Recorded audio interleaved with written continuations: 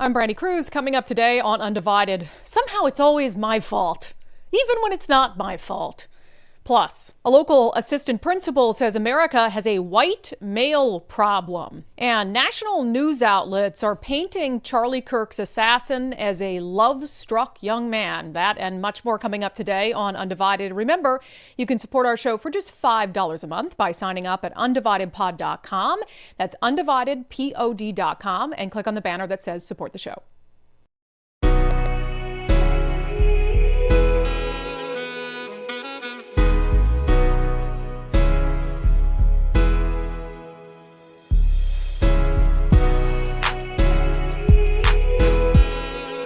Hello, and welcome to Undivided. Thank you for being here. Thank you so much for your commitment to giving common sense a comeback. They're just trolling me at this point.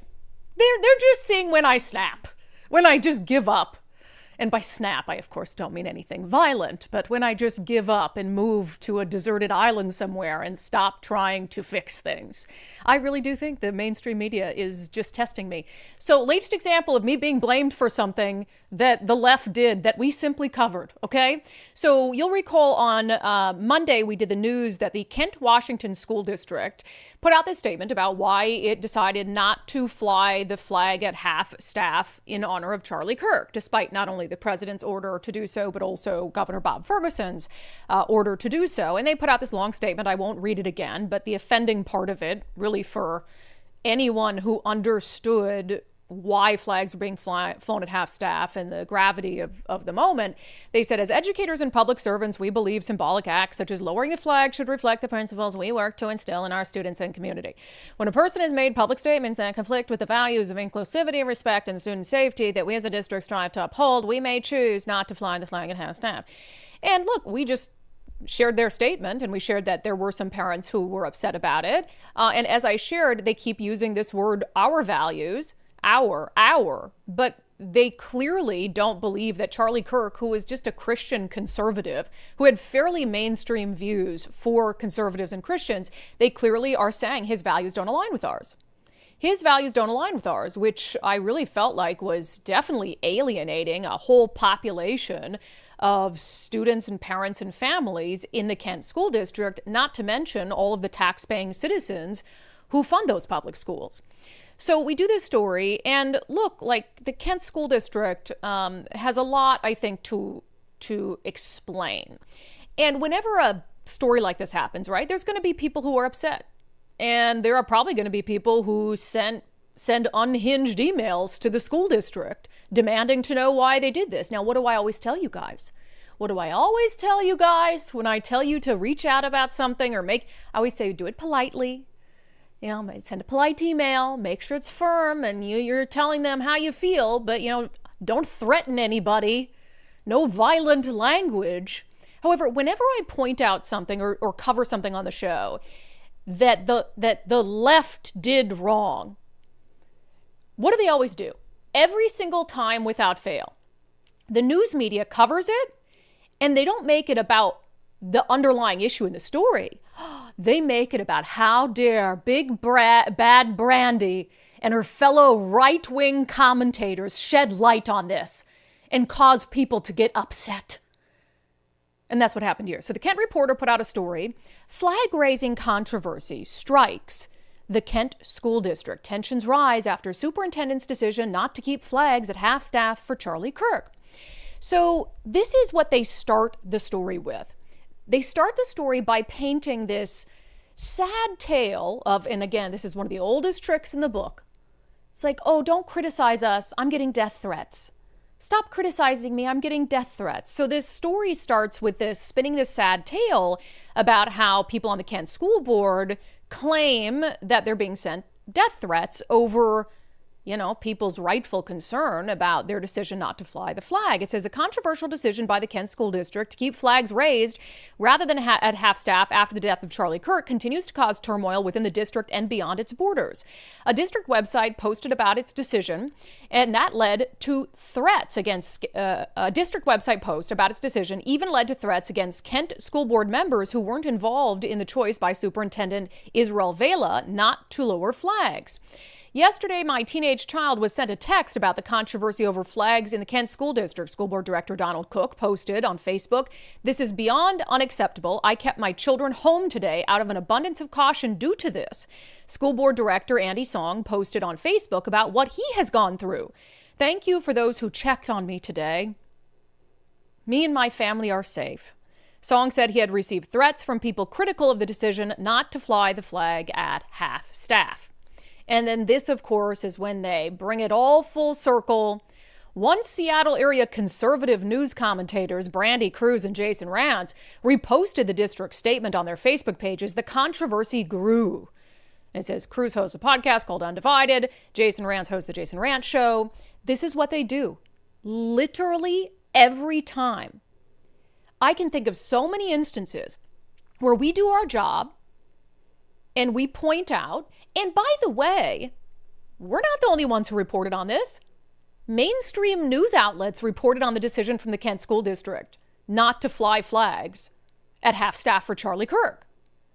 Why isn't the Kent reporter blaming them? Why isn't the Kent reporter saying, "Oh, King 5 News reported on this, that made things much worse. The Seattle Times reported on this, that made things much worse"? No, you literally have to find a way to blame it on conservatives. Something the left clearly did wrong. They're the only ones to blame. In this case, they made a really bad decision at a really hard time for a lot of people. And somehow they got to spin it and say, okay, but how can we blame it on conservatives and still make conservatives look like the hateful ones?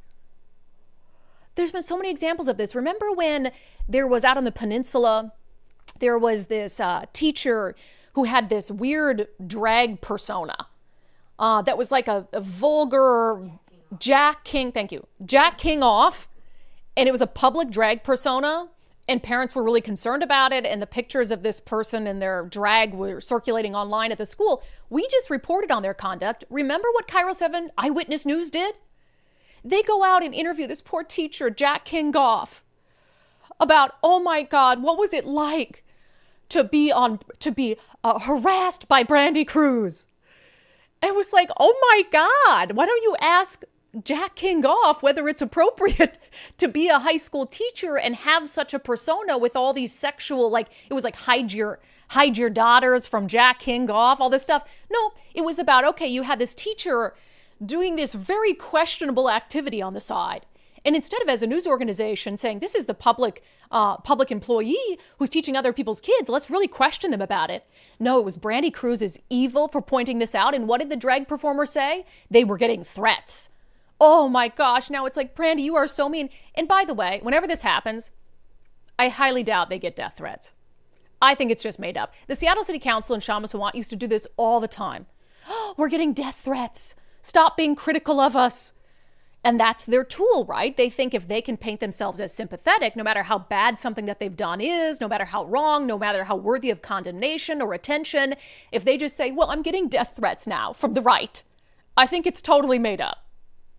Could be wrong, but I think it's totally made up. And it's a way to distance themselves from any sort of criticality about whatever the issue might be. More recently, and this allows me to do a nice little update on this story. More recently, remember the Paco story, the Paco debacle? Where there was a guy allegedly named Paco who was kidnapped off the streets by ICE, and he was just this like innocent farmer, and there was a story done in the Olympian on him, and this GoFundMe fundraiser raised a bunch of money for him, and we pointed out that Paco wasn't Paco at all. His name was Yusef Zarate Bourbon, and he was a Mexican national wanted for murder. And then the Olympian, instead of just doing a story acknowledging the error in its original reporting, what did they do? They made it about how me, by highlighting the truth, was causing the woman who raised money for Paco to have to delete her social media presence. And it said the blowback got so bad she turned to a civil rights organization for assistance. So it was just every time. And then remember, because it's a good update, where they quoted this civil rights organization, the last thing in this entire story, not, oh, hey, and we're sorry for spreading a false story about Paco. Glad Brandi did our job for us. No, it was this civil rights organization using all of this as a way to accuse me of being a bigot, saying the influencers targeting these individuals are constantly in need of a new person to point at, whether that's a local leader standing up for their LGBTQ constituents, an activist speaking frankly about racism, or a small business owner setting up a fundraiser for a neighbor who's been taken by ICE. And I just looked at that and I thought, and remember at the time I was like, well, we got to talk to our lawyers about this, because all we did was tell the truth. And now the Olympian, because it wants to distract from their failed reporting and distract from the fact that they pushed a false story to make ICE look bad. He wasn't even arrested by ICE, by the way. He was arrested by the U.S. Marshals and Homeland Security investigations. So they're like, well, we have to cover ourselves. So how can we blame it on the conservative? How can we blame it on the right-wing podcaster? And so they used it as an opportunity to allow some weird Antifa-affiliated civil rights organization in Portland paint me as a racist, bigot, homophobe. I don't know what that had to do with the Paco situation. I will say, just because this happens all the time, and when the Paco thing happened, I was like, I'm so sick of letting them get away with it. Every single time, it's about Brandi's evil. Let's just ignore the story that Brandi was talking about. Brandi's evil for pointing it out. And so we, had our attorney send a cease and desist, and they deleted it. They didn't delete the article, but they deleted really the worst parts of the article that somehow painted me as a bigot without using my name, but everybody knew who they were talking about. So that's a good development, right? At least they took it down and we didn't have to sue them because we were certainly planning on it. But yeah, it's just, and this is, I think, about one of the reasons why conservatives get so frustrated. And, we talked a lot about with the Charlie Kirk assassination, this both sidesism. Oh, well, you do it too, or whatever it is. Like, conservatives are always painted as the bad guy. It doesn't matter when. Even Jimmy Kimmel over the weekend did this whole thing about how, conservatives are trying to paint Charlie Kirk's assassin as not one of them. Long after it was very clear that this was someone who'd been indoctrinated in far left ideology. It's just, no matter what it is, they have to make it about conservatives bad, even if it's something they did on their side that has no excuse in the world and that they should own or condemn, or in the case of the Kent School District, acknowledge, maybe we should have made a different decision. Maybe this was alienating some of our families in our school district. No, how dare Brandi point out something we did wrong? Just growing frustration over how this is handled. Meanwhile, I'm painted as the villain in the news for just pointing out simple truths and things that happen from a different perspective. And the media simultaneously ignores things like this. Let me introduce you to Logic Amen. Is it Logic Amen? Logic Amen? Is that a real name? I don't know. Apparently, that's his name on the Lincoln High School website. He's the assistant principal at Lincoln High School. So I guess he's the principal that's like specifically for grades 11 and 12, but he's an assistant principal. Logic Amen. Well, he's had a lot to say about Charlie Kirk's assassination over the last week, including this. America has a white male problem. America has a white male problem.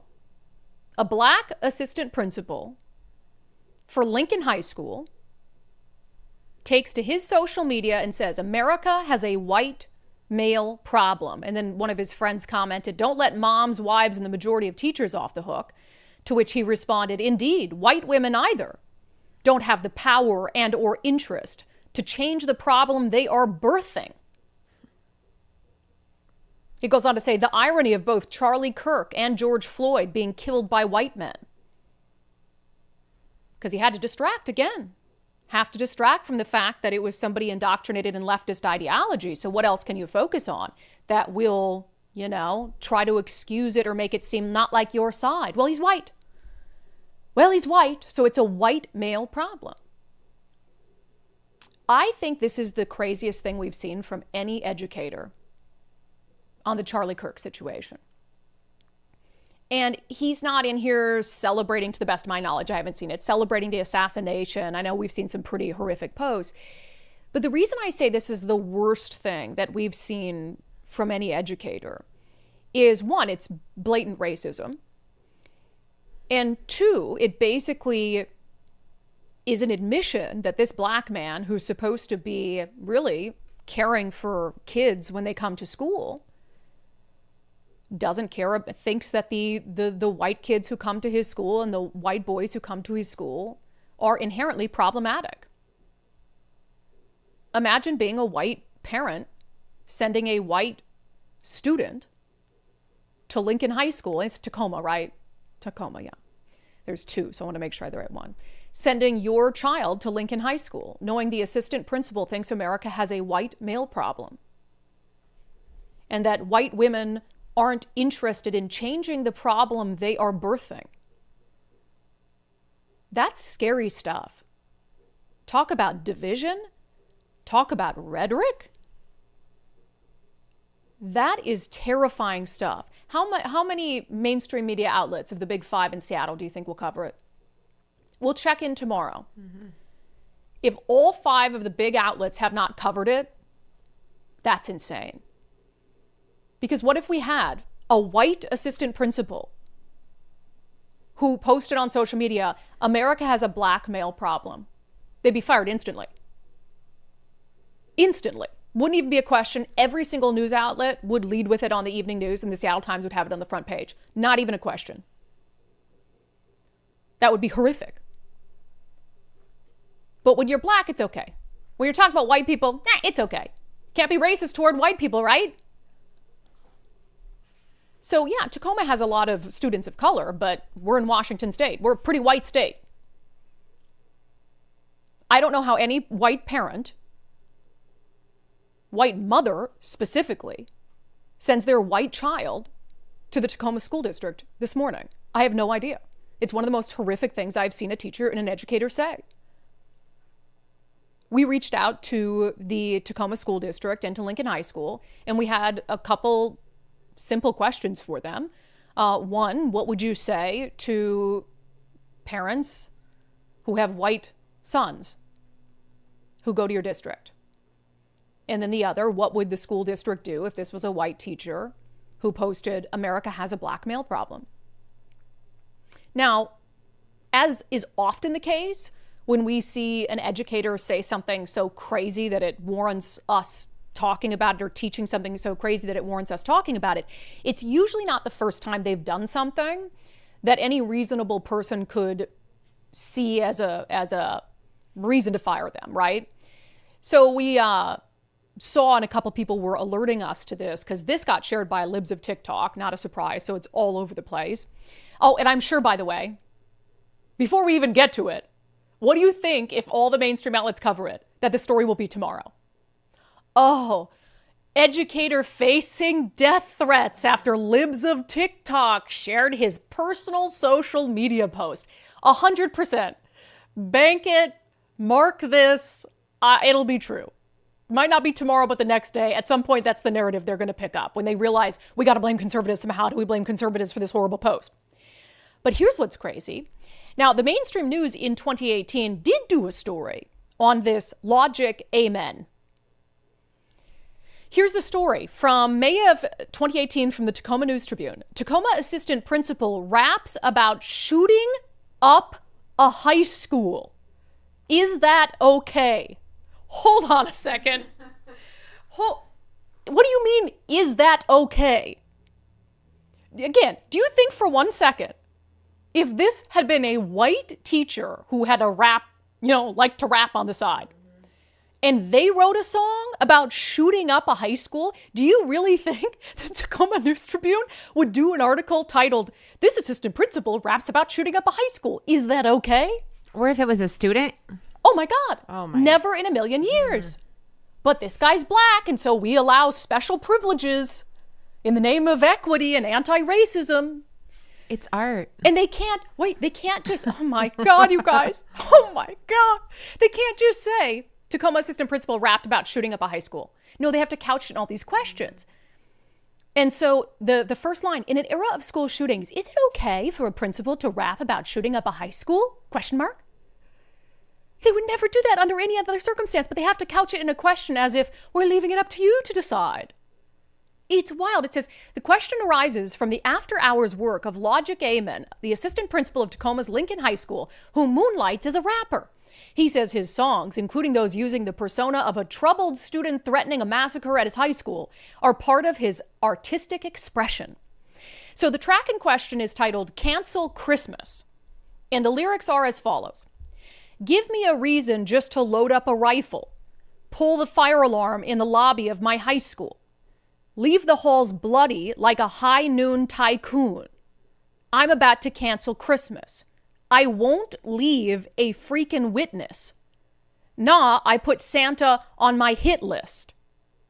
Celebrate Kwanzaa and cancel all Christmas.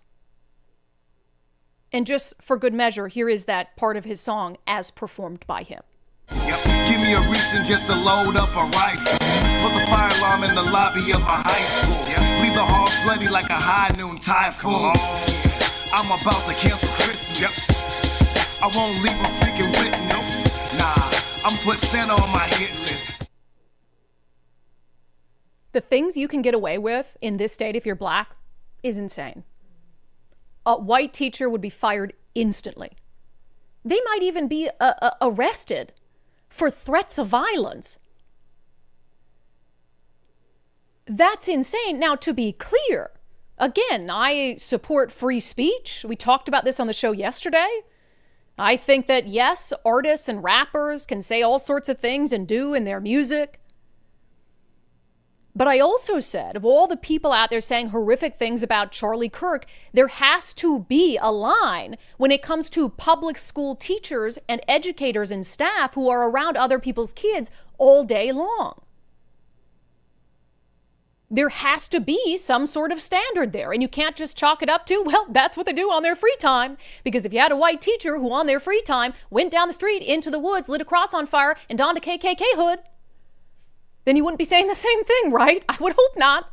Like, oh, they're just KKK on their free time. No, but when it's educators like so many that we've highlighted in the Olympia School District who are these woke, white, nonsense lunatics, and they're pushing leftist ideology, well, that's fine. You know, he held up a sign that said, this teacher kills fascists, but it was on his free time, right? It was on his personal social media. No big deal. No big deal.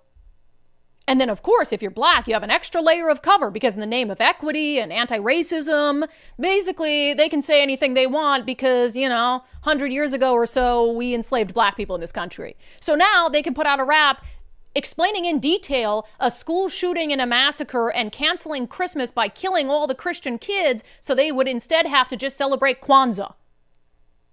You guys, this is nuts. If this guy has a job tomorrow, that is worth protesting. I don't call for protest often because I don't want to be responsible for what people do at a protest. But parents of Tacoma, that is nutty. That's dangerous. And then, of course, Tacoma is a blue city. And up and down, and they want to take away our Second Amendment rights because school shootings and all of this stuff. You've got an assistant principal rapping about shooting up a school. Saying that America has a white male problem and that white women don't want to change the problem they're birthing. How could every Tacoma parent not be banging down the doors of the district today demanding that Logic Amen be fired? And how was he not fired after the rap in 2018? There has to be a line for educators. And I suppose it's not a surprise because, again, this is what happens. It all goes back to two things. But it's all the result of one-party rule. We have no meaningful dissent in the state. We have one party in charge of everything, and whatever they deem acceptable can continue. So they've deemed this acceptable. Their friends in the teachers union, their donors and cronies and allies in the teachers union deem this acceptable. It's okay to be racist against white people. It's okay to push leftist ideology on kids. And then the news media, which is the ultimate culprit for everything, covers all these stories by somehow, again, trying to find a way to blame conservative voices, which represent a very clear minority in the state of Washington and which often have nothing to do with it at all. How are you going to blame this? And when they can't find a line, a nexus to be able to blame conservatives, they dig deep and just say, oh, conservatives are talking about it, death threats. People are now giving him death threats. Now this guy's getting death threats. Now he's worried about his family. It's really mental. It is like 2 + 2 is 5 stuff that they want us to just buy into and believe and be okay with. It is the path towards totalitarianism. We're supposed to not believe or not say that what we see and what we read is happening and that it's bad. No, it's fine. He's black. This is nutty, nutty, dangerous stuff. And Nicole, no response yet from the Tacoma School District. No response. Wow. Oh my gosh. And I think we sent that at a pretty reasonable time yesterday. And this is all over because of libs of TikTok. But we'll follow back up tomorrow on the show about how the Big Five in Seattle, King, Cairo, Como, Fox 13, and the Seattle Times, how they cover this, if at all. And let's find the ways in which they blame conservatives for this. And by the way, just so logic amen, we can school him on this a little bit when he says America has a white male problem. Black males account for a far disproportionate amount of crime. It's not even close. Not even close. So if you want to play this game, America has a black male problem. If you want to just paint broad brushstrokes, which of course I'm vehemently opposed to on the show. And what did I do last week? I've been calling out conservatives who, after the murder of the Ukrainian refugee, they say that it's an issue of race. He's a black man who killed a white woman. It's not race. To call it an issue of race is to suggest that your skin pigmentation dictates your behavior. No, it's not an issue of race. There might be a cultural element of it, but that would suggest that literally anyone with a certain skin pigmentation is susceptible to violent behavior. No, they're a product of their circumstances. It's the same reason why, like a couple months ago, you had this white dude brutally punching a woman after a country music concert who wronged him. That's a culture issue. He's a product of his circumstances, and he's a piece of trash. So both sides who want to, and I don't want to both sides in this instance, but blaming something on skin pigmentation is asinine, and it's completely contrary to what we fight against, this idea of identitarianism, where immutable characteristics dictate like how you act and how you behave. And so in this case, he is painting with a broad brushstroke that, white, there's skin pigmentation and white is a problem. That's the problem in America. White men. And then when the conservatives say we have a problem with black men and crime, they're doing the same thing. You're not assessing, because it's easy, right? That's easy. For talking heads and this guy, that's the easy thing to do, is let's just chalk it up to skin pigmentation and not talk about the complex background, life experiences, what's happening societally. Nobody wants to do that because it's not nuanced. But this is nuts. If he's not fired by tomorrow, what do we do then? It's the craziest. Do you not agree, Nicole? Out of all the stories we have done, and we focus on educators weekly. We did a whole segment, Operation Indoctrination. I think there's maybe one more severe case, or that's equal, it's just so different, involving an educator. And it would have been the Tacoma teacher who essentially was trying to trans a small child and tell her don't communicate with your mom, delete these messages. And the parents who were from India took their kid and literally left the country. This is bad, but for a different reason. Yeah, although It's insane. this has just been made okay. Like this, I mean, like we saw in 2018, he was told this type of behavior is okay and he can get away with it. Right. And like you mentioned, this is a distraction. This is we don't want to say it's a left. So what else can we say? Like, I can get away with saying this. So this is what I'm going to say it is. So is it the worst? I don't know. Some of these people celebrating the death of anybody, it's pretty evil. And this, I think, is more manipulative. Now, do I think this person should be around children and in the educational atmosphere at all? No, absolutely not. But I mean, we're seeing a lot of evil. This is really exposing people for their true 100%. Hearts and souls. Yeah, and I agree. There's a lot of it out there, but this is so just bare. It's like, it's not even, and I get it, so I'm celebrating the death of one person who I didn't like. This is vilifying an entire swath of human beings based on, it's just racism, right? Right. And, after just writing a rap song about wanting to shoot up a high school so you could celebrate Kwanzaa, not Christmas, this is someone who clearly has deep-seated hate and vitriol toward white people in a state that is majority white. This is scary stuff. The Tacoma School District needs to act, and it needs to act quickly. And we'll talk more about it in comments. I think they need to look at it differently. Like, that's the problem that we have right now is people are just excusing things like this and not looking at it like you are looking at it. Like if it was a white teacher that said, we have a problem with from the other's angle, they'd be fired. Or no, like just the way you're looking at it, saying like, this person thinks this about all white males. Right. He's saying, let's just look at it. People are like, oh yeah, maybe that's true. Like these two white guys like shot this guy, or we're just, they're simplifying this bigger message that he is trying to. He hates white people. Yeah, he is trying to give people. Crazy. Trying to seed in the minds of young people. It's nuts. It's nuts. We'll talk more about that in comments. I'm sure you guys have a lot to say about it. All right. So Nicole put this next story in the show sheet, and she doesn't know this, but she put it in there, and she had a little note. She'll write some notes for me about stories, and she wrote, I think we should celebrate some schools who are doing the right thing. Little does she know, I actually don't agree with this. Isn't that a nice surprise? So the Lyndon, Washington School District is going to vote tomorrow on a resolution to create essentially a Charlie Kirk Day that they would recognize every year. I think that's a horrible idea. I'll explain in a moment, but I think their underlying reasons are very sound. So it's Resolution 1325, opposition to political violence and institution of Charles James Kirk Day and support for student debate clubs. Whereas the Lyndon School Board believes that it is important for students to have conversations around difficult topics, especially with people of differing views. Whereas respectful dialogue is a cornerstone of a healthy democratic society, and schools play a vital role in teaching students how to engage in civil discourse.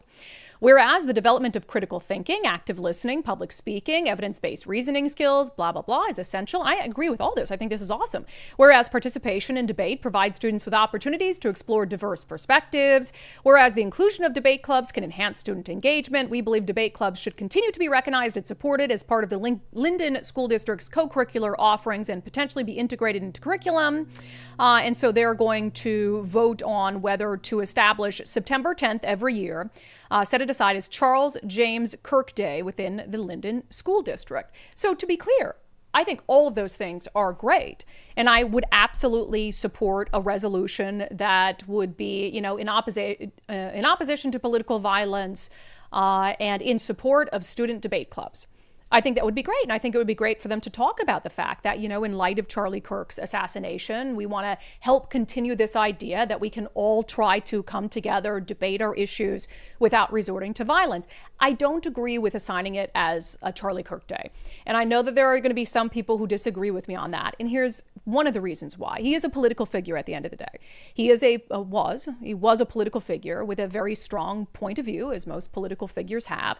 And I certainly wouldn't want school districts to start to create days for all measure of political Seattle Public Schools. Why not create a Shama Sawant Day or whatever it is? I don't think that we should get in the practice. For her views. I realize that. I'm just saying that if there are in the future people who are killed for their political views, or who if they don't even maybe that's not the barometer. Maybe they just decide like, hey, we like the work that this person is doing, and we want to create a political day for them.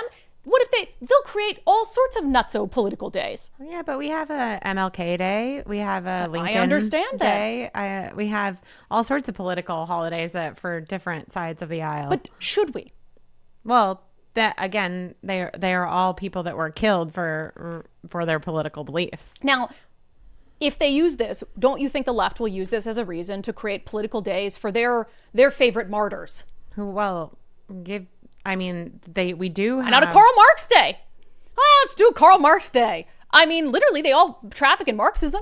You would put it past a Seattle public school district. The whole school board would have to vote it. And in Seattle, the people that they assigned as school board members all voted it in, okay. I mean, what about a President Donald Trump Day? If the school board they voted in, absolutely. We cover stories all the time. We have President's Days opposing things that school boards do. If the goal of this, just follow me here. It's unnecessary. It's unnecessary. It's unnecessary. If the goal is great. I mean, one of the reasons why I think I've succeeded in my professional career is doing speech and debate in school. And it was very important for me and for my development. And I knew I wanted to do the news and all of these things. So I'm 100% for this. And I think the idea that we'll instill in schools and foster these debate clubs and all of this is great. But I think you're going to undermine that if you call it Charlie Kirk Day. Because I think there's going to be students who won't want to participate because it's called Charlie Kirk Day. Well, then they should get up and argue that point. They won't, though. No, but that's the point of it. The right? only students who are going to participate in Charlie Kirk Day, if you call it Charlie Kirk Day, are students of conservative families. You think one liberal family? You think one liberal family in the Linden School District will allow their child to participate in Charlie Kirk Day every September 10th from here on out? Well, I don't. I'm not really sure what this whole day is going to consist of. So, but yeah, I actually think that if you disagree with it, that gives you even more reason to participate. And that's the whole idea, right? Like that's what Charlie asks is people that disagree with me come and participate. Yeah. And that's the point of it, is to bring those people in, right? So, I understand your perspective. However, again, it's just like the lowering of the flag. I have a little different perspective on it. You know, when the city's mayor decides not to lower the flag because that's who they voted that made that decision, as when a principal decides, because maybe the board appointed the principal, but that's not everybody's decision. That person works for us. So that should go with the state's decision, and he should lower the flag. So I kind of like, I assign it different values or different roles, I guess. And in this case, if the school board decides like, yes, we just, we're elected and we've decided like we can do this event and the children can choose or not choose to participate. They could also choose to vote for a drag queen story time. And even if they disagree, they can choose. I mean, that opens discussion up, right? And that's the whole point of the day. I understand. My fundamental argument is if you want to actually foster something productive where children do learn the value of debate and open dialogue, I don't believe calling it Charlie Kirk Day will actually encourage more people to participate in it. And maybe starting a slippery slope. But I guess we'll see what they vote. We will. I'm curious what you guys have to say about this. Yes, I am curious. Disagree on this one. But yeah, they're going to take the vote tomorrow. I would say that, I mean, although Linden is a very conservative, but they've also had this girls and boys sports kind of back and forth. And so there's definitely some liberal people up there. So, I mean, I'm sure we will hear some back and forth about it. Yeah, and just because a couple school board members are putting this resolution forth doesn't mean it's going to pass. But I would say just strip Charlie Kirk out of it. You can say in the whereas that it's in light of his assassination. You can write it in there and say we need to get back to talking to one another, and therefore we're going to call it, healthy debate day or something, whatever it is. Anyway, okay, we'll talk more about that in comments. Nicole, thank you. Healthy debate day is not the best name. You could think of something better. They'll sign right up for that. Healthy debate day. I don't know. All right, coming up next, a notorious Judge Veronica Galvin in King County, strikes again, and this one's fascinating. She is very known for her soft on crime, low bail, but she had a pickle in this instance. It was young black kids and a transgender victim. Oh my gosh, what does the woke judge do? Who does the woke judge side with? It's a quandary, really. First, if you're thinking about selling your home, reach out to our friend Wes Jones, sellwithwes.com, sellwithwes.com. Wes and his team have an innovative marketing strategy. Their listings and the way they put them together, the combination of photo, video, immersive tours, it all does one thing. It helps your home stand out. And you need to make sure your home stands out on the market to get the most possible foot traffic in the door. And that's how you get those offers on the table. And the competition, that's what we all want when we go to sell our home. And Wes also is just great at analyzing the market and kind of giving you a good, he's always going to be honest with you about, hey, here's what the market's doing. Here's setting your expectations. Here's what I think we can get for your home. Here's where we need to list it, the strategy involved in that. And he's going to make sure that you're part of the process every step of the way. So reach out to our friend Wes Jones, sellwithwes.com, sellwithwes.com. Simply is just a better way to sell your home. All right, Judge Veronica Galvin strikes again. This time, I can't even characterize This is the oddest bail decision I think I've seen her make so far. So let's just talk about it in Unbelievable.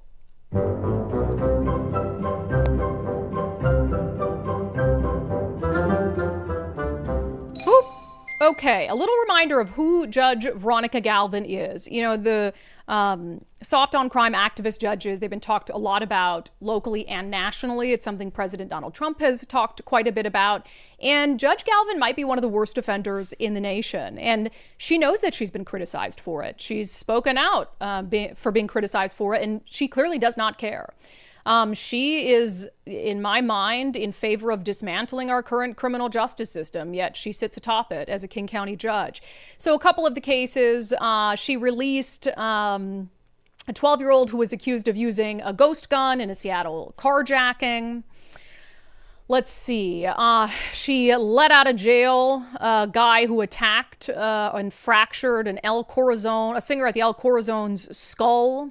That was quite a high-profile case. Yeah, can fracture someone's skull. And, don't worry about bail. No big deal. Remember the story of the teens who brought modified guns to the Chinatown Seafair Parade, and then she released them to electronic home monitoring. That was a pretty significant case as well.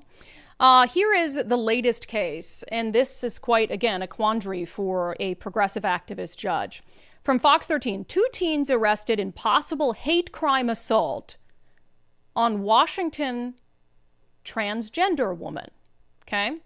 Says 2 teenage boys are in juvenile detention and 2 others are being sought after allegedly attacking a transgender woman, Nikki Armstrong, in Renton, making homophobic comments during the assault. Armstrong was seriously injured and hospitalized following the attack, which occurred after an earlier argument with the teens near the Renton Transit Center. So, in anywhere, anytime, regardless of what your gender identity is, being brutally attacked within an inch of your life is a horrific thing. And the people who perpetrated that attack should get a very, very high bail. If you're willing to randomly beat someone senseless on the streets, that's bad enough.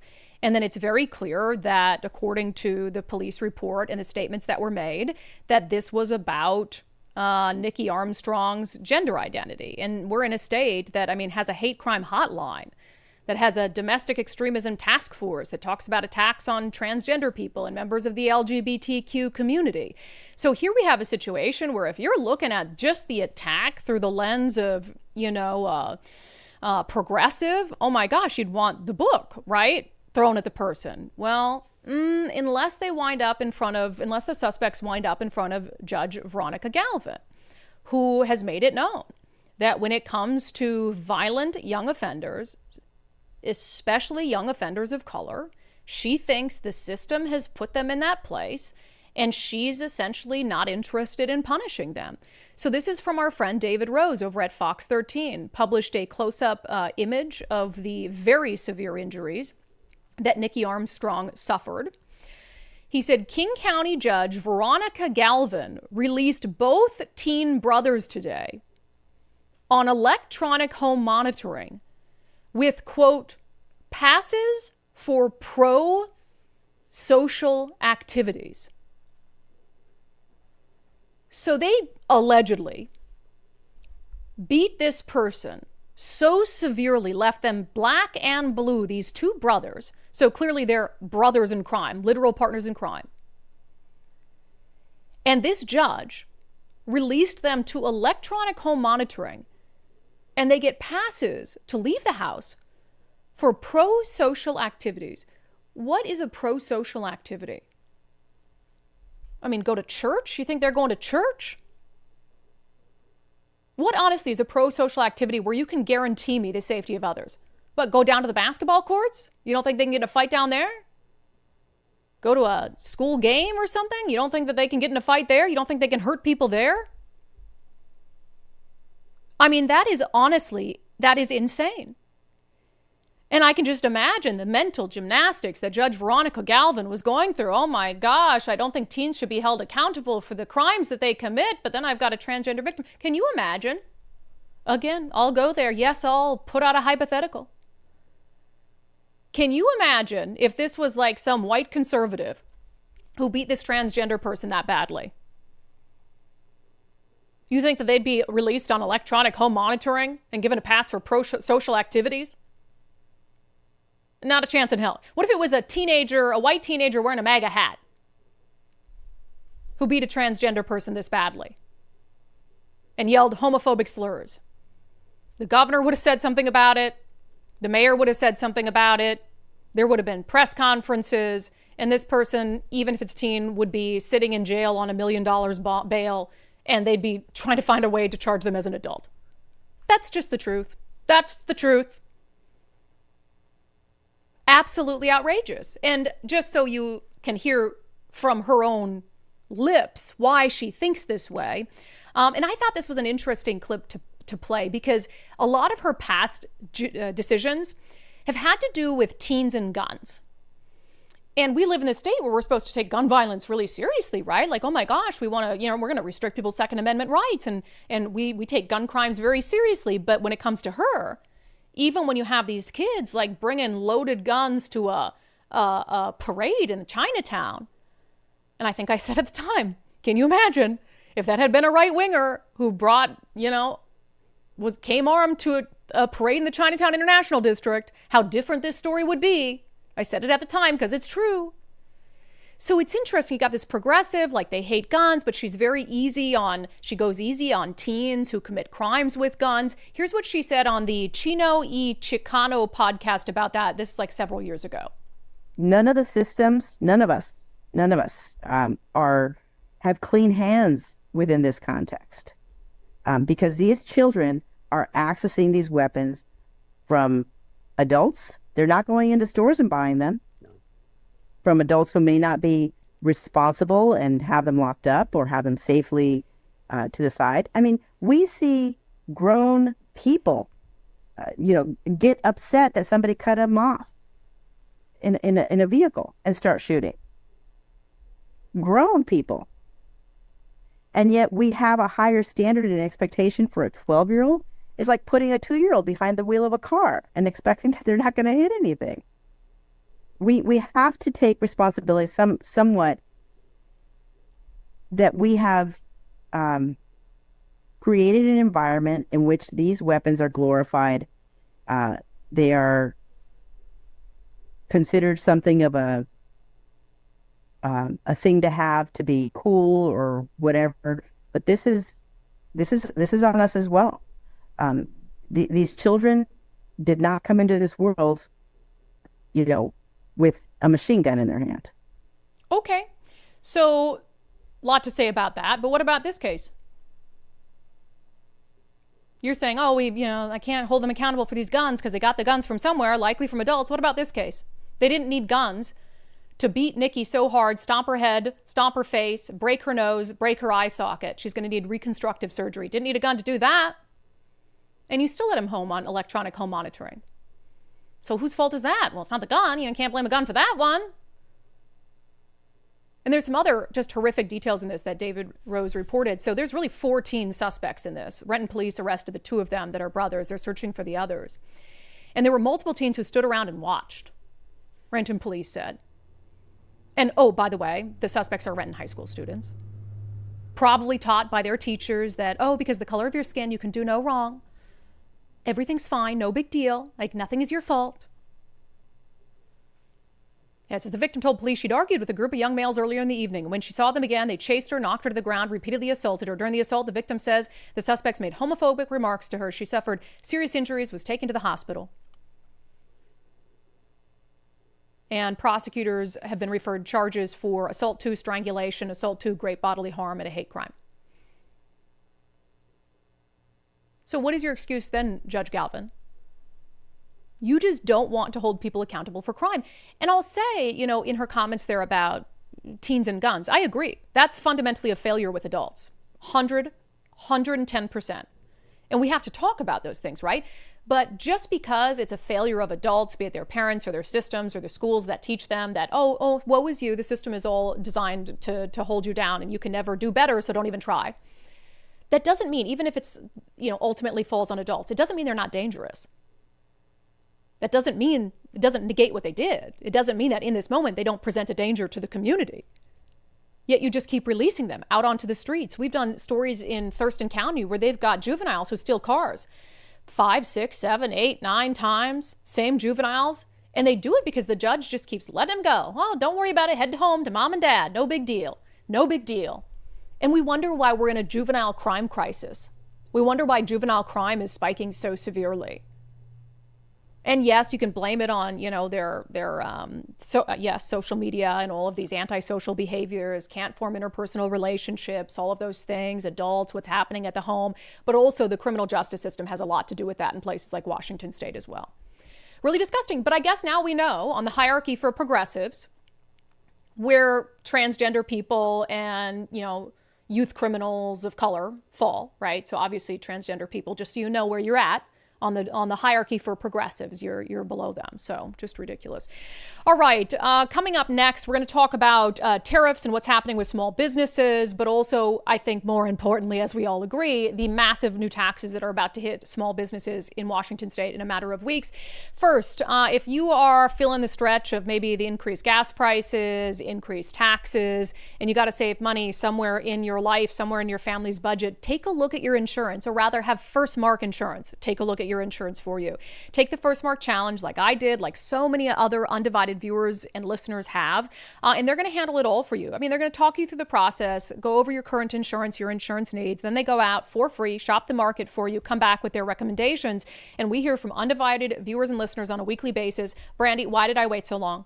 Why did I wait so long to do this? I'm now saving thousands of dollars a year. Thank you for recommending First Mark Insurance. I'm now a member of the First Mark family. And look, I love getting those emails, but I would love if you didn't wait and you saved money now. So you could save hundreds of dollars a month right away. And you don't have to wait, by the way, until your current insurance is about to expire.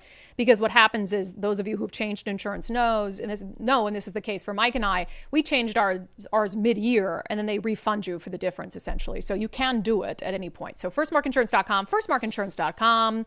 The very best part is they work for you, not the insurance companies. All right. How bad are things going to be for businesses in Washington State this time next year? I think time will tell. But as you guys know, Washington State and Governor Bob Ferguson passed the largest package of tax increases in state history into law earlier this year, this past legislative session. And the bulk of those are going to take effect October 1st. And they're going to hit businesses hard.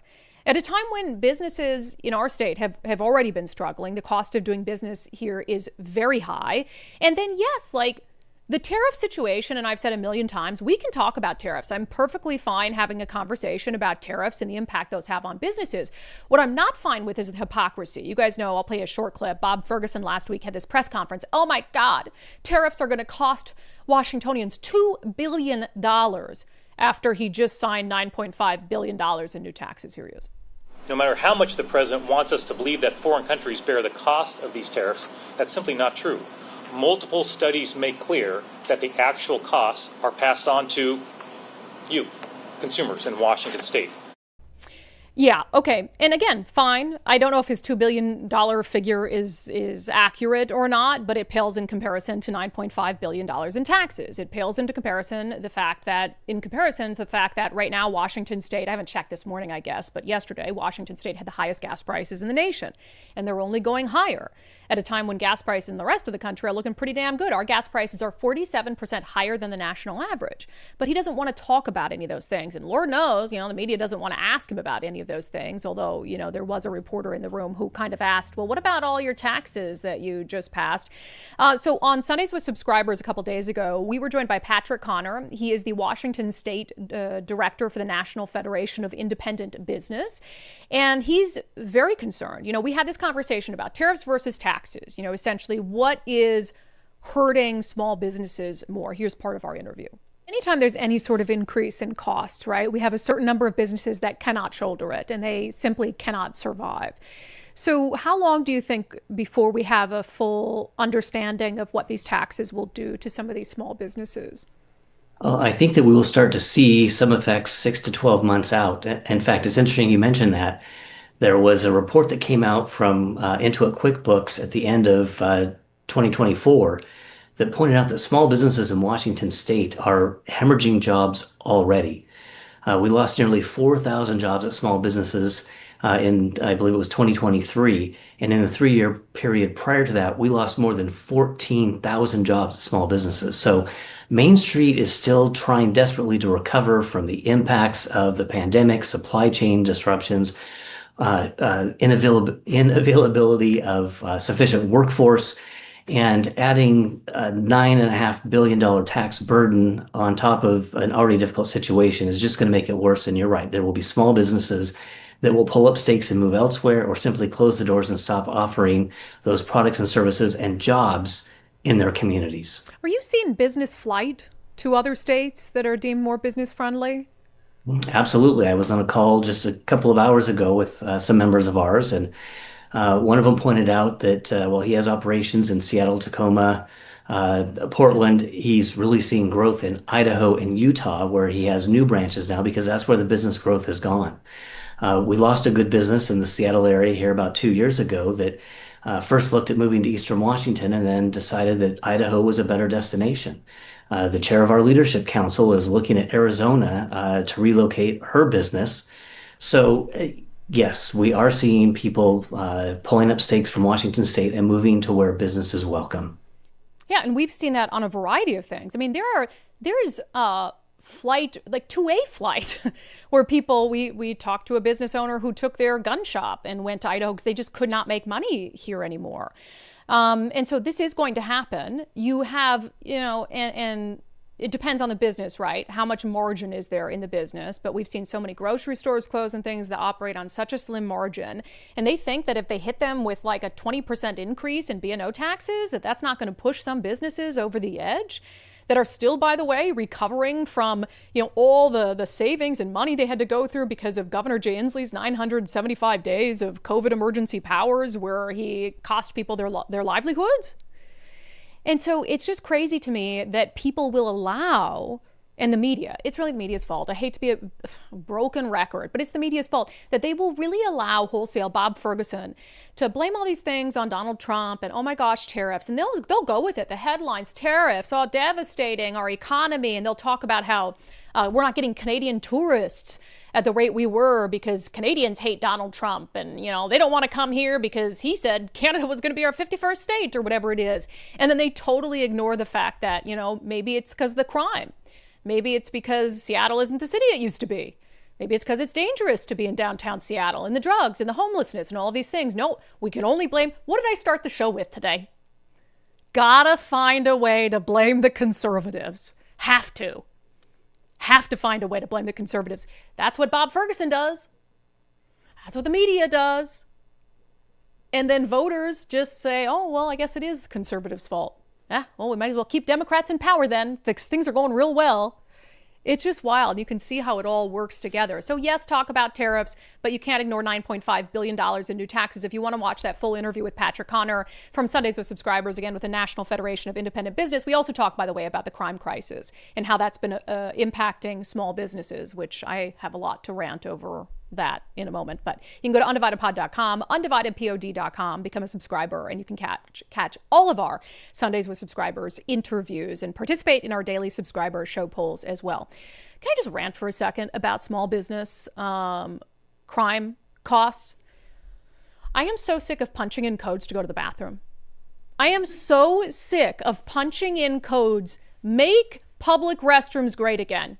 I am so sick of having to ping someone at the Target or the CVS every time I want to buy something that costs over $10, like a tooth whitening strip, or God forbid, I'm at the QFC and I want some ice cream.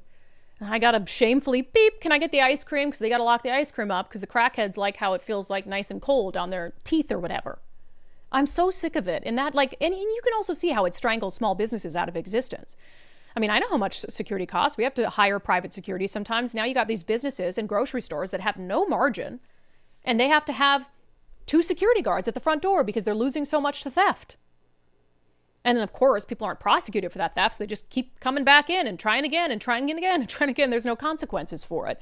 It's just wild stuff. And the fact that people don't see it and they aren't waking up to it, and then they're angry. And then they'll be angry, oh my gosh, now we're in a food desert. The grocery store closed. How dare they? And who do they blame? Oh, the big greedy profit mongers. It's like, no, dude.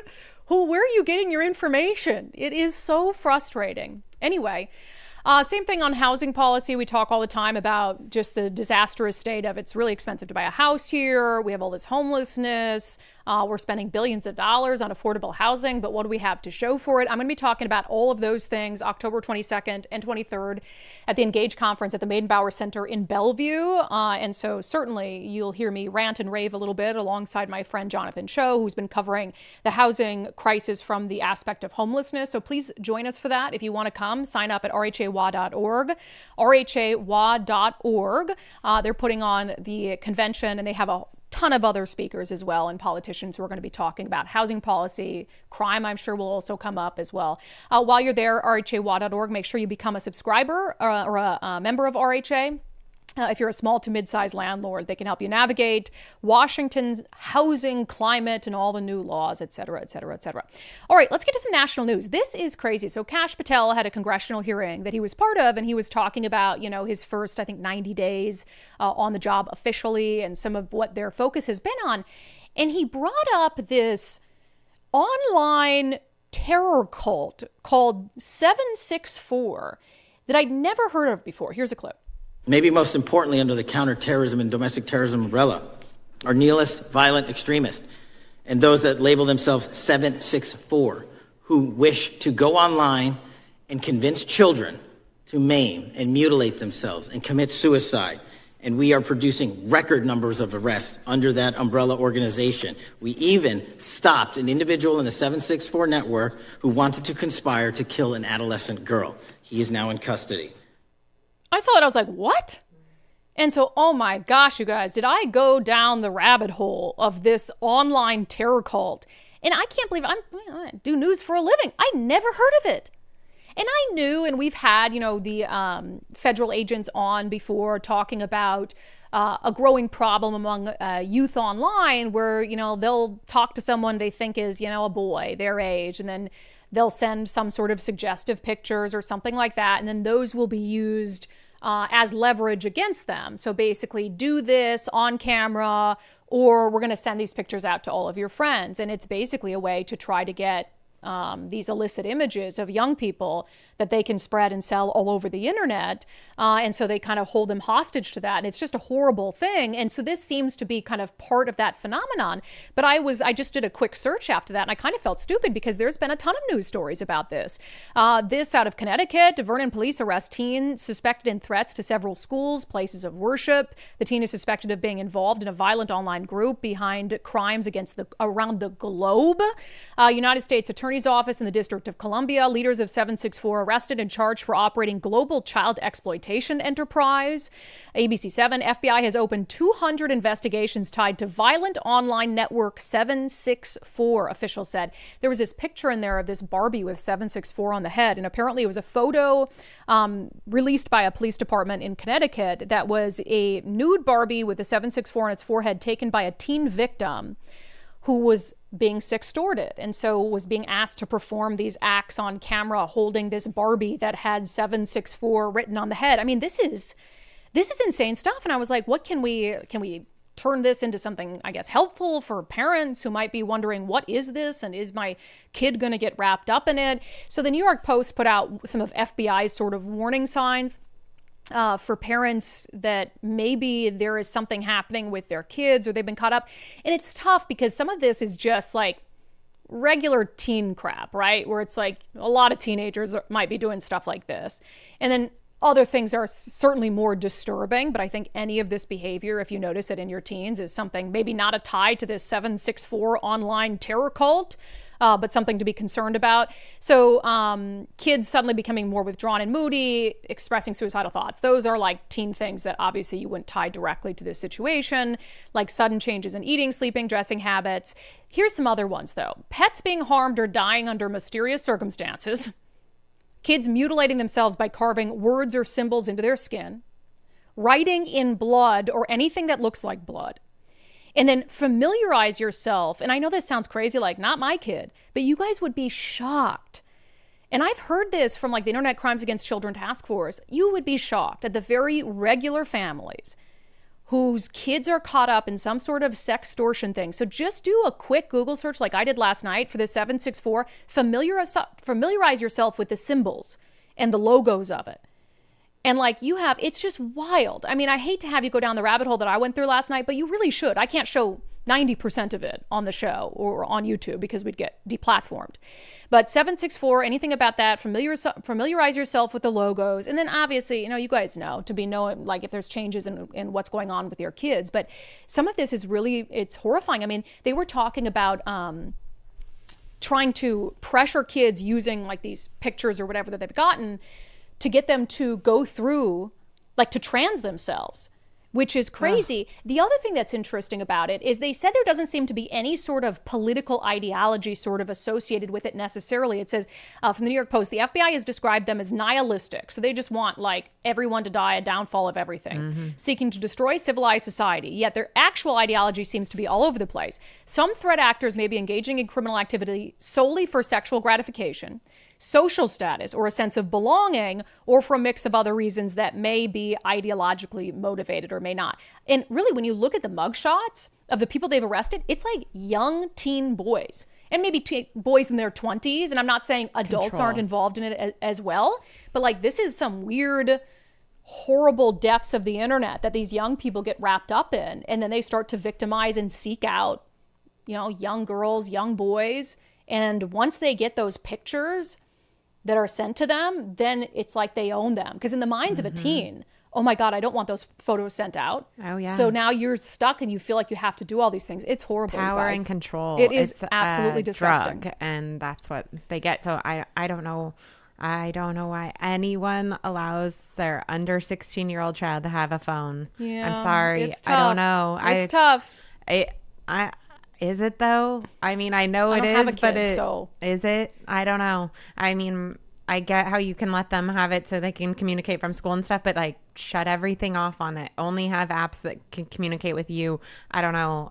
Is it really that? Is that choice very difficult? I get people get lazy about the choice. I mean, have you seen the new Netflix documentary that just came out on the catfish and the person? I guess I don't want to give it away. It's called Unknown Number. Yeah, Unknown Number. Yeah, don't give it away. Okay. I won't give away who the catfisher was, but it's disturbing. Yeah. And it blows my mind that the first reaction from any of those parents wasn't to take their kids' phones away. They just kept allowing them to get these horrible, nasty, messages. That's very true. I didn't really think about that. Like, oh my God, take the phone away. And they're like, that was one of the questions in the documentary. They said, well, why didn't you just take the phone? They're like, well, all of our friends have a phone. I don't care. I know, but who are we to preach to parents? Sorry. Yeah, I'm preaching. Sorry. But like to parents, we're not If the question is allow your child to read these messages and be subject to these predators. Yeah. And take away a phone, and maybe it's a little bit more difficult to get a hold of their friends, like because they have to call you. Yeah. That's not a hard choice. It shouldn't be a hard choice. I'm curious what you guys think about that. Is there a point where it actually is really difficult for saying that? But I know I just asked Daryl the same question. I said, will you allow your child to have a phone? And he said, hell no. Yeah. Well, we've grown up with phones. We know the danger of it, right? All right, something I will get preachy about is these clips about the Charlie Kirk assassin. So it turns out he's got a trans boyfriend. I think it's a boy trying to transition to a girl living with him. And so certainly that could have motivated his hate for Charlie Kirk or whatever it is. So yesterday, investigators released text messages between the assassin and his trans lover. And I don't feel the need to read them all, but you could tell, by the way, through the text messages that the trans roommate did not know. I really believe that. Did not know that Tyler Robinson was going to do what he was going to do. But the text messages come out, and Matt Gutman with ABC News said this. Such specific text messages about the alleged murder weapon, where it was hidden, how it was placed, what was on it, but also it was very touching in a way that I think many of us didn't expect. A very intimate portrait into this relationship between the suspect's roommate and the suspect himself, with him repeatedly calling his roommate who is transitioning, calling him my love, and I want to protect you, my love. Oh, touching. Touching. The assassin of Charlie Kirk. It was this touching glimpse into his romance with his transgender roommate. I was like, stunned. Now, I'll get to more on Matt Gutman in a second, but he was not the only one in network news who was trying to turn this into some story of romance. Almost like a, what is the play? Almost like a Romeo and Juliet. Oh my gosh, torn lovers thing. It's insane. So this is weird. So apparently Montel Williams is now a contributor on CNN, and he was doing Abby Phillips' show. And go ahead. Talking about a love-torn child. A kid. This is probably his first real relationship, and somebody was disparaging the person that he loved. He sat on that building for 30 minutes before he took the shot. Why did he wait until the first word trans came up? Then he took the shot. You think he heard it? He could hear it? I think he could hear it. I think he also, I don't believe he was motivated politically. I think this was motivated emotionally. Oh, yes. He was protecting his lover. Can you play that again? The first part. Talking about a love-torn child. Oh, it's a love-torn child. He's not a child. He was an adult. Love-torn child. Not a child. An adult who assassinated someone in cold blood. This is, I mean, honestly, I hate to say it, enemy of the American people. Montel, what happened to you? Enemy of the American people. I just truly, I do believe that now. I just can't imagine spinning something so heinous in trying to create this story about this love, and he's just fighting for his love or whatever it is. Now, to his credit, Matt Gutman has apologized. He took to social media. He said, yesterday I tried to underscore the jarring contrast between this cold-blooded assassination of Charlie Kirk, a man who dedicated his life to public dialogue, and the personal, disturbing text read aloud by the Utah County attorney at a press conference. I deeply regret that my words did not make that clear, but let there be zero doubt here. I unequivocally condemn this horrific crime and the pain it caused Charlie Kirk's family, those who were forced to witness it at UVA, and the millions of people he inspired. So I'm glad that Matt Gutman at least came out and apologized. I don't know if ABC News made him do that, but, you know, to focus in on this, tragic love story, it just shows you, I mean, they never would have done it. And broken record, never would have done it if this was like, you know, a shooter who went in and a right-wing militia went into Pulse or whatever it is, and then told this love story. It's just, they have to like minimize, spread blame, minimize, spread blame. It is so predictable at this point. Okay, we'll get to let's do our daily subscriber show poll right now. Is that okay, Nicole? Thanks. I wanted to ask you guys if, like me, am I dumb? I was so blind to this. I asked you on Patreon, Locals, and X. Prior to this week, had you heard of the violent online network known as 764? Yes or no? I always need to know. Am I just stupid? Should I not even have a show? How did I not know about this? Nicole, yes or no? You're not just stupid. Okay. Thank you. I was fishing for a compliment. But no, I did not know about that one specifically. I did know that there were some out there because I know like the Slender Man killings and I pay a lot of attention to murder and some of these kids that are like in these weird groups. So I knew there were some online groups like that, but I didn't know about this one specifically. And that's why, because you and I are very into true crime. Right. I mean, I spend a lot of time watching true crime, much to my husband's chagrin. Chagrin, is that the right word? Much to my husband's frustration. And I was like, God, surely if this was this profound of a problem, that there would have been some sort of true crime Dateline, whatever it is. And you guys made me feel better because 99% of you said, no, I have never heard of it. No. And it was interesting because Kash Patel just sort of dropped it as this like one of many things that they're working on. And I just stopped in my tracks like, what are you talking about? What is they're trying to get, convince kids to mutilate themselves, and it's just wild. So a lot of you said, Junie said, I consider myself pretty well informed. I had never heard of this group until this poll. JESC, never heard of it, but I want to know more so I can be watchful and informed. How many politicians even know about it? So something can be done to shut it down. Sounds like it could be a terrorist organization that may need to be classified as such and dealt with accordingly. And that is, I think, one of the things President Trump was referencing when he talked about some of these groups that they want to crack down on. One of the issues with this one seems to be it's transnational. So you have people who are living in other countries who are, extorting these young people and asking them to do all measure of horrific things. So it's just absolutely awful. I'm very curious about, Danielle said, I've only heard about it one time ever, and it was on a TikTok made by a father whose daughter took her life after being highly active on that network. It was an awful network that should not exist. That's interesting because I'm not on TikTok, and I know TikTok is sort of a different beast on the internet of information and sort of is more gets, I think, into the deeper sort of trends on the internet and stuff. But this isn't a trend. It's just a terror organization. Matthew Cook said, if we had a functioning and curious media, perhaps I would have known. Todd Welch said, I'm a cybersecurity professional with a focus on threat intelligence and online exploitation. So yes, I had heard of the 764 network well prior to this week. It is a decentralized global sextortion and child exploitation group. But why is there the necessity for it to be under some sort of moniker, I think is what I want to understand, because sextortion's happening all around the world. So what is the necessity to commit acts of sextortion under some sort of moniker? Is there a sharing of the images, something like that, like transnationally? So I want to learn a lot more about it. It's a horrifying thing, but for parents, just one more thing to be concerned about with what's happening with your kids on the internet. All right, this week we debuted our newest unDivided sponsor and partnership, Valentine Roofing. Very happy to be working with them and very grateful for their support of this show. And as always, we encourage our unDivided viewers and listeners to support the businesses that support us. So if you know your roof is on its last legs, don't wait until the heavy rain hits. Valentine will give you a free roof assessment. And here's the best part. If your roof can be repaired, they're not going to try to push you into a new one. They'll just repair your roof for you. And if you already know that you need a new roof and maybe you have a leak, they will fix that leak so there's no further damage immediately. So put you at ease, and then they'll replace the roof.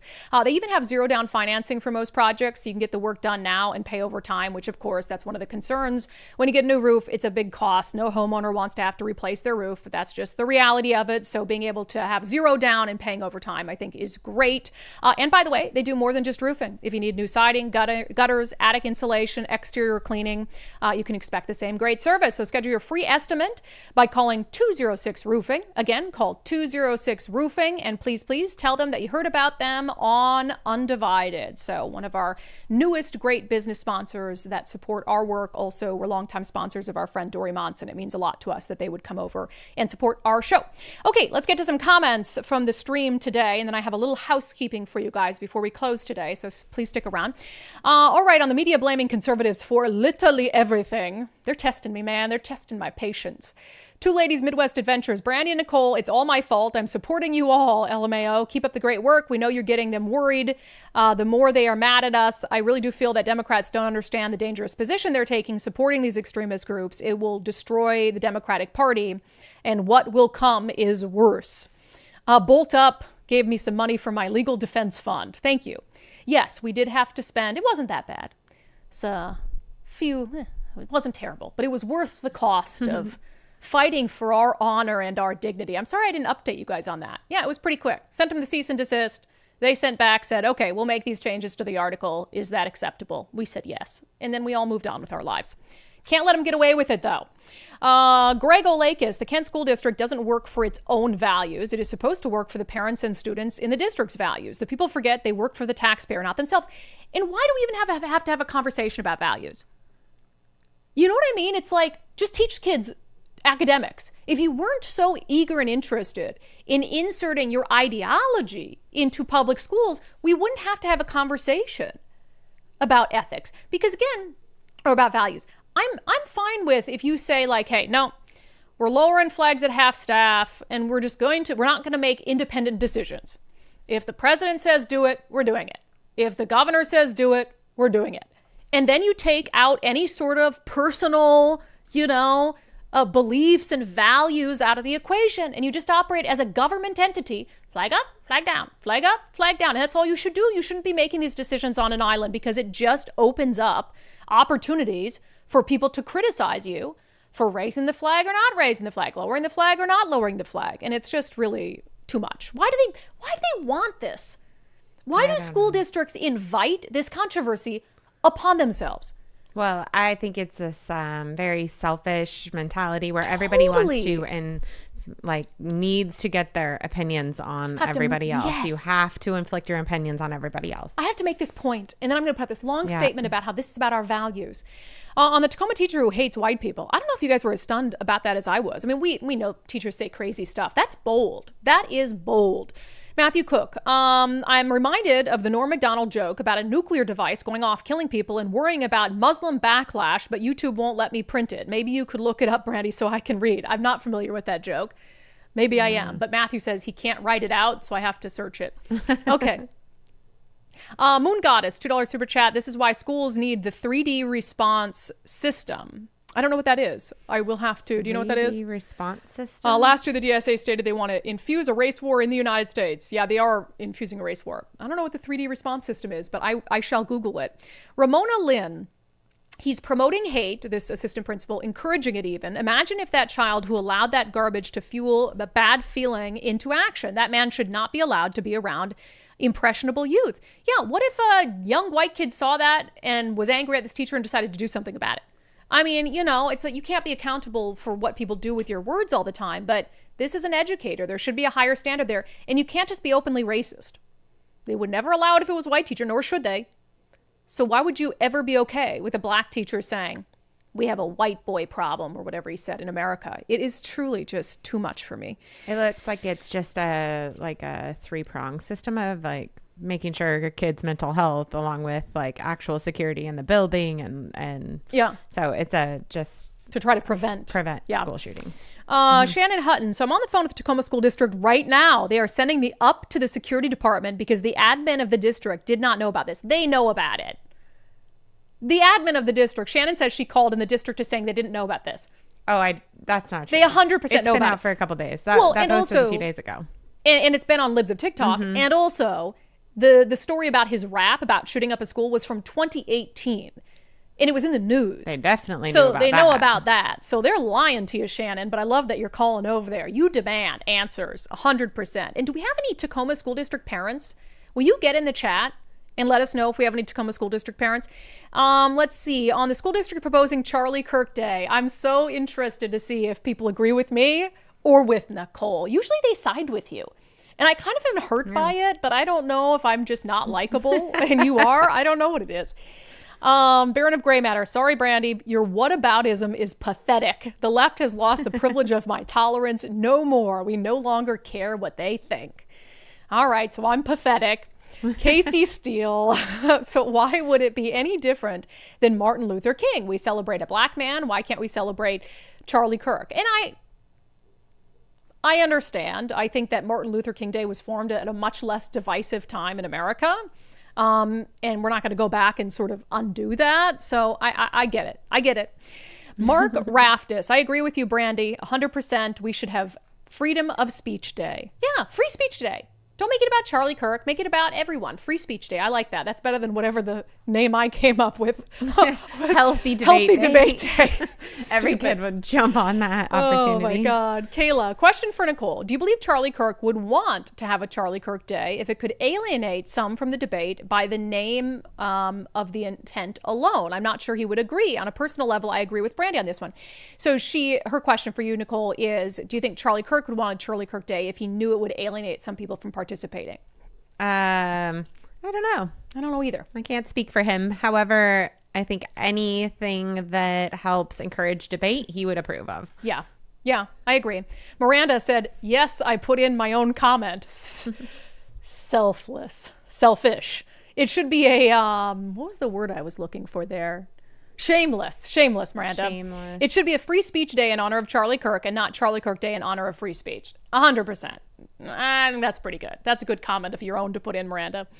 Notorious Judge striking again. Wayne Ellison, does activist and judge even go together? Judging people can't be unethical.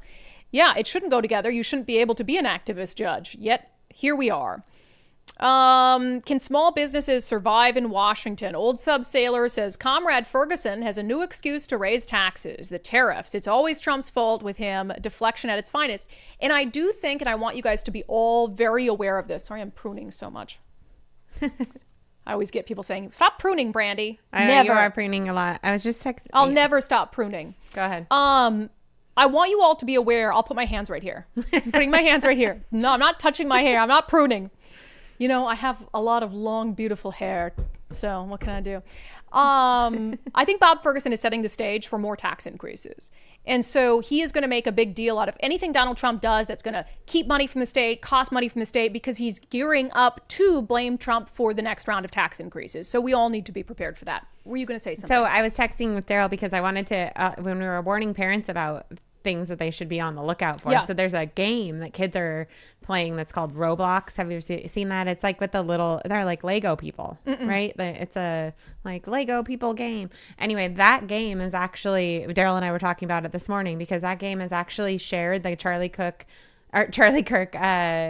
like shooting video more than anything else, more than any social media, more than anything. So that the kids that are playing this very cartoonish game are seeing the Charlie Kirk murder more than anyone else. Yeah. So just parents out there that are seeing this Roblox, like you just think it's a cartoony, Lego-y game that kids can play online, and they can just share videos on there with each other. Yeah, and they've shared that Charlie Kirk video more than any other social media platform. That's very strange. It's very scary. Good heads up. Yeah.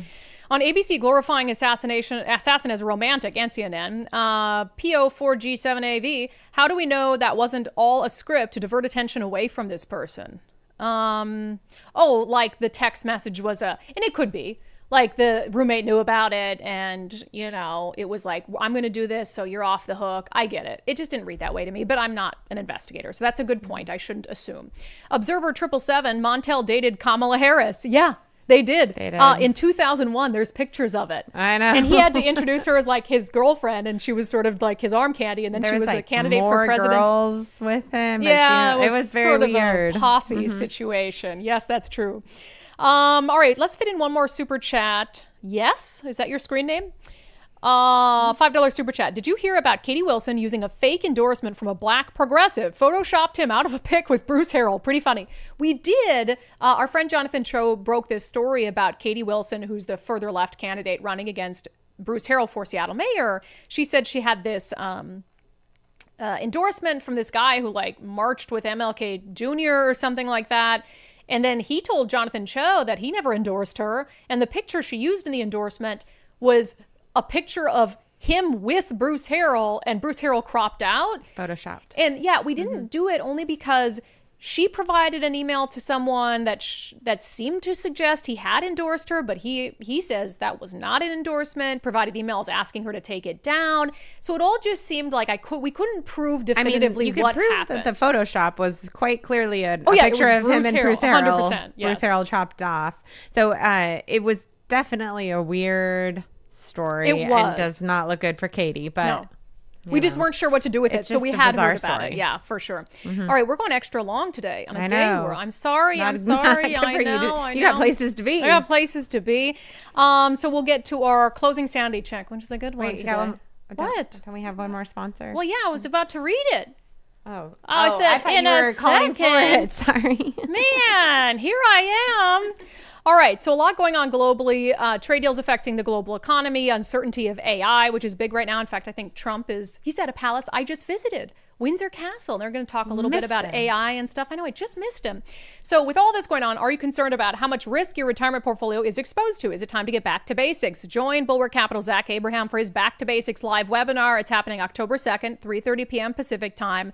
The webinar is going to be a frank discussion on the basic fundamentals of value investing, a perspective on the outlook for the remainder of 2025, plus a full reveal of how Bulwark is always looking for opportunities to lower risk, lower cost, give your retirement as much upside as possible. So hear directly from Zach as he shares insights in this free Back to Basics webinar, October 2nd, 3:30 p.m. Pacific time. Register right now, knowyourriskpodcast.com. That's knowyourriskpodcast.com. Okay, Antsy Pantsy, now let's get to our closing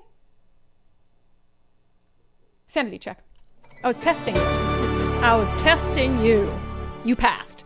All right. So, of course, after what happened to Charlie Kirk, there's a lot of politicians who are out there encouraging a lowering of the political temperature in this country. And one of them is California Governor Gavin Newsom, who had this press conference announcing this project that they're undertaking, which I think is a good one, by the way, to help take care of boys and men. It's actually something we've talked about on this show. Like, boys are not doing well in America. they're online, they're feeling like they're technically socially isolated, they're getting involved in all of these things. And he, at this press conference, said basically like we need to do more, all of us really, to help people, lift people up, not put people down, lower the temperature, and even reference Charlie Kirk. People don't feel seen. They don't feel heard. They feel increasingly isolated. They feel increasingly alone. We have an epidemic of loneliness. And so much of that is manifesting and metastasizing online in very profound and consequential ways. And last week only underscored that further. Yeah, stuff that's happening online. It's just encouraging people to do bad things like what happened to Charlie Kirk. Let's check in on what Gavin Newsom was doing online a couple weeks ago. I'm sorry. I know some people's sensibilities. I respect and appreciate that. But right now, with all due respect, we're walking down a damn different path. We're fighting fire with fire, and we're going to punch these sons of bitches in the mouth.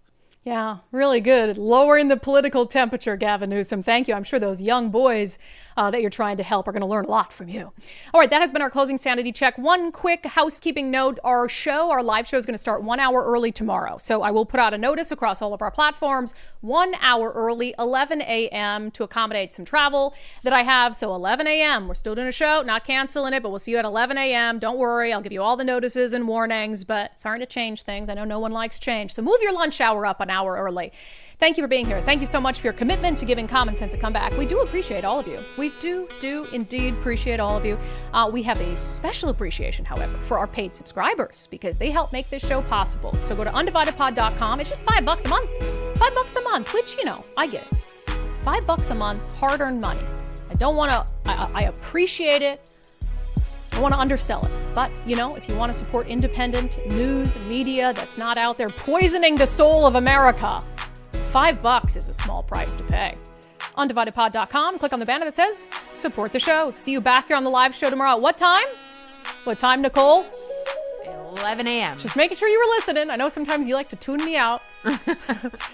Never. 11 a.m. Okay. See you then.